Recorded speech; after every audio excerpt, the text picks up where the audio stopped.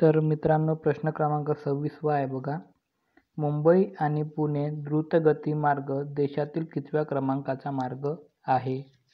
तर मुंबई आणि पुणे हा द्रुतगती मार्ग देशातील ऑप्शन क्रमांक 1 पहिल्या क्रमांकाचा मार्ग आहे. तर त्याचे बांधकाम 2002 साली पूर्ण झालेले आहे. तर त्याची एकूण लांबी 94.5 किलोमीटर म्हणजे 94.5 किलोमीटर एवढी त्याची लांबी आहे. पुढील प्रश्न बघा. पश्चिम रेल्वेचे मुख्यालय मुंबई डॅश डॅश येथे आहे. तर आपण भारताचा विचार केला तर भारतामध्ये एकूण 17 रेल्वेचे मुख्यालय आहे.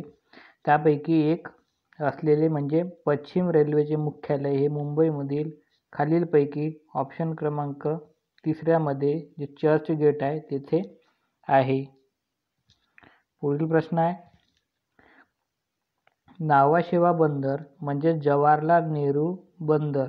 ह्या प्रश्न येऊ शकतो आपल्याला. नावाशेवाचे नाव जवाहरलाल नेहरू बंदर यांची सुरुवात कोणत्या दिवशी करण्यात आली? तर भारतातील एक मोठे कंटेनर बंदर असलेले जे JNPT यालाच आपण JNPT म्हणजे नावाशेवा बंदर जवाहरलाल नेहरू बंदर आहे. तर त्याची सुरुवात खालीलपैकी ऑप्शन क्रमांक 26 मार्च 1989 साली झाली. पुढील प्रश्न आहे बघा. तुळशी आणि विहार या तलावातील पाणी येथे जलशुद्धीकरण केंद्रात शुद्ध केले जाते. तर तुळशी आणि विहार या तलावातील पाणी मुंबईला पुरवले जाते. तर तेथील पाणी कोणत्या जलशुद्धीकरण केंद्रात शुद्ध होते? तर ते खालीलपैकी ऑप्शन क्रमांक 3 भांडूप या जलशुद्धीकरण केंद्रामध्ये शुद्ध केले जाते. पुढचा प्रश्न आहे बघा. मिडनाईट चिल्ड्रन हे पुस्तक मुंबईविषयी कोणी लिहिले? तर याच्यामध्ये आणखी एक प्रश्न बनतो की मिडनाईट चिल्ड्रन हे पुस्तक कोणत्या शहरासंबंधी आहे? तर ते मुंबईविषयीचे पुस्तक आहे. तर ते खालीलपैकी ऑप्शन क्रमांक 1 सलमान रश्दी यांनी लिहिलेले आहे. तर ते 1981 मध्ये प्रकाशित असलेली एक कादंबरी आहे. तर या कादंबरीचे जे शिल्प आहे ते जादुई वास्तवावर आधारित आहे. पुढील प्रश्न आहे बघा. आठवणीतील मुंबई या पुस्तकाचे लेखक कोण आहे?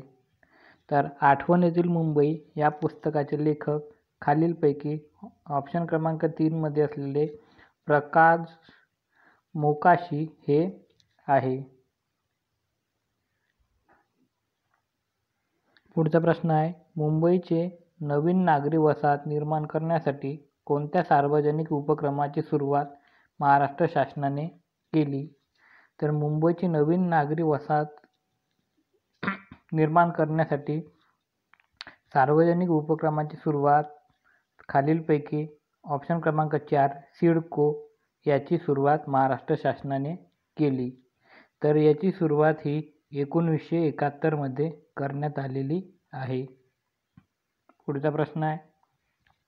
नवी मुंबई हे नागरी संकुल कोणत्या जिल्ह्यात आहे? तर नवी मुंबई हे नागरी संकुल खालीलपैकी ऑप्शन क्रमांक 3 ठाणे व रायगड या जिल्ह्यामध्ये आहे.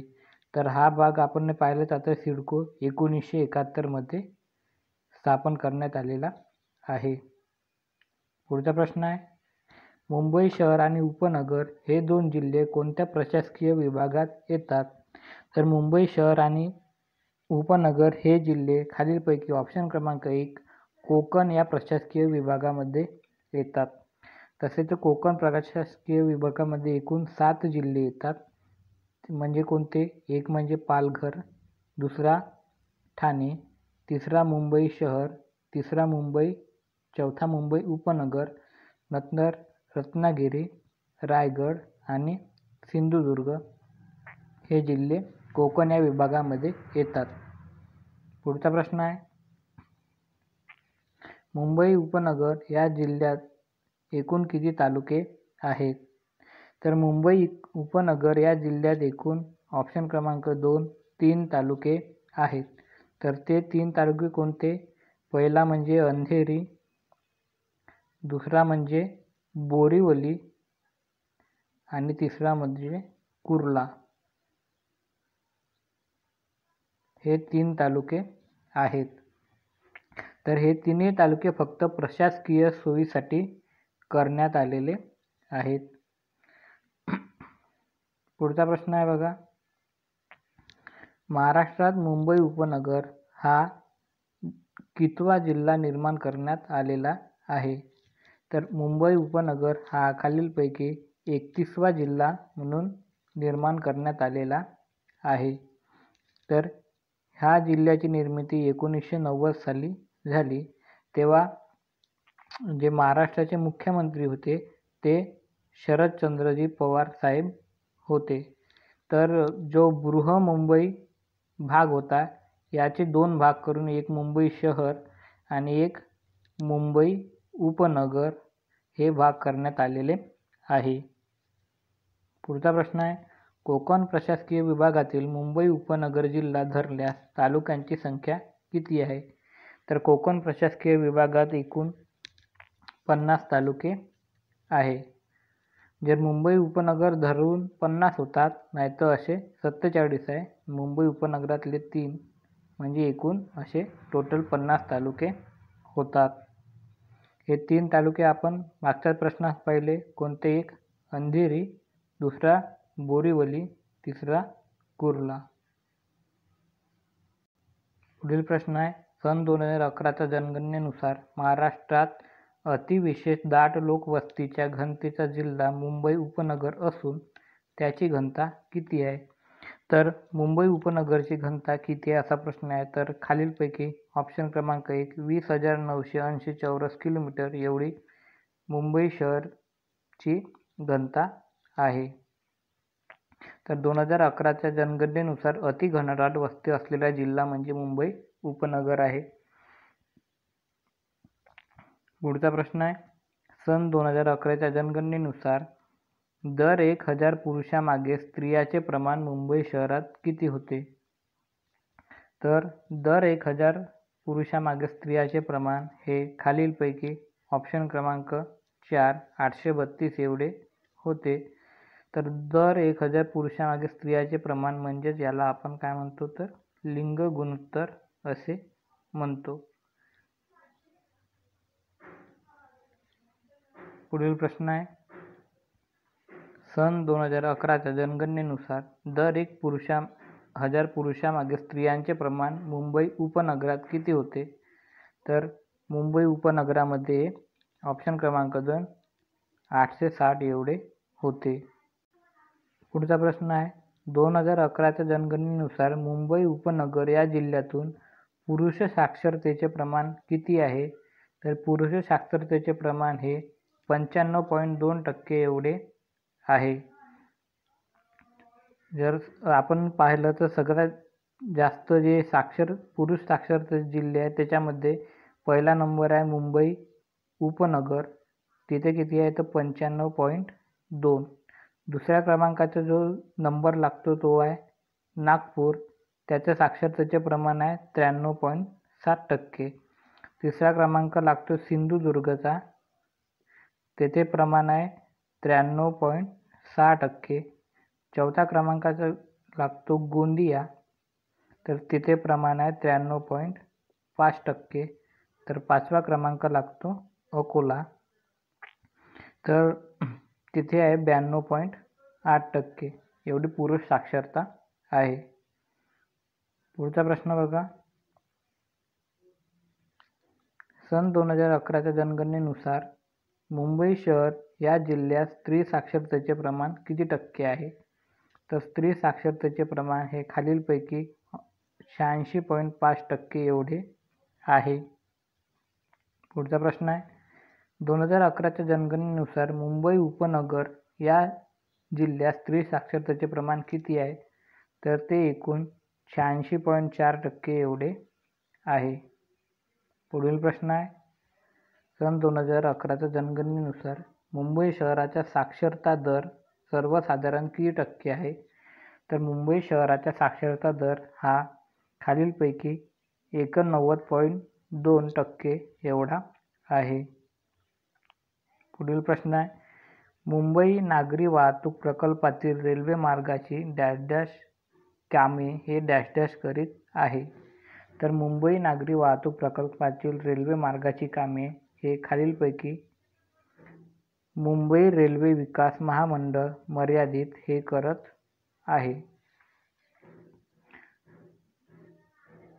तर या कंपनीची स्थापना 12 जुलै 1999 साली झालेली आहे. तर हे जेव्हा स्थापना झाली तेव्हा याची जे भांडवल होती ते 25 कोटी एवढी त्याची भांडवल होती. पुढील प्रश्न बघा, मुंबई ते मंगलोर या मार्गाने धावणारी कोकण रेल्वे किती किलोमीटरची लांबीची आहे? तर ती रेल्वे म्हणजे त्याच्या मार्गाची लांबी ही खालीलपैकी 843 किलोमीटर एवढी आहे. तर हा प्रकल्प जो आहे जे मुंबई ते मंगलोर या प्रकल्पासाठी सुमारे 1200 ते 1300 कोटी एवढ्याचा तो प्रकल्प आहे. पुढील प्रश्न आहे बघा, नवी मुंबई मेट्रो रेल्वे प्रकल्प महाराष्ट्र शासन मार्फत या प्रकल्पाची अंमलबजावणी करत आहे. तर जी नवी मुंबई मेट्रो रेल्वे प्रकल्प आहे तर ती खालीलपैकी ऑप्शन क्रमांक 3 सिडको या प्रकल्पाची अंमलबजावणी करत आहे. पुढचा प्रश्न आहे, सांताक्रूझ जवळ डॅश डॅश हे नवीन आंतरराष्ट्रीय विमानतळ मुंबई निर्माण करण्यात आलेले आहे. तर खालीलपैकी ऑप्शन क्रमांक 3 सहारा विमानतळ हे निर्माण करण्यात आलेले आहे. पुढील प्रश्न बघा, मुंबई उपनगर हा जिल्हा कोणत्या बेटावर वसलेला आहे? तर तो खालीलपैकी ऑप्शन क्रमांक 1 साष्टी या बेटावर वसलेला आहे. पुढचा प्रश्न आहे, मुंबई उपनगर या जिल्ह्याचे मुख्यालय कोठे आहे? तर मुख्यालय खालीलपैकी ऑप्शन क्रमांक 4 वांद्रे या ठिकाणी आहे. मुंबई उपनगर जिल्ह्याचे 2 उपविभागीय कार्यालय आहे. एक पश्चिम उपविभागीय कार्यालय आणि दुसरं पूर्व उपविभागीय कार्यालय. तर जो मुंबई उपनगरचं हे आहे एरिया त्याच्यामध्ये एकूण 87 गावाचा समावेश होतो. त्यानंतर 10 शहरांचा समावेश होतो. त्यानंतर 4 संसदीय मतदारसंघाचा समावेश होतो. तर 26 विधानसभा मतदारसंघाचा समावेश होतो. तर मित्रांनो, व्हिडिओ आवडला असेल तर व्हिडिओला लाईक करा, जास्तीत जास्त शेअर करा व चॅनलला सबस्क्राईब करा. तर आपलं टेलिग्राम चॅनल आहे NKG अकॅडमी म्हणून, तर तिथे जॉईन करा. थँक्यू.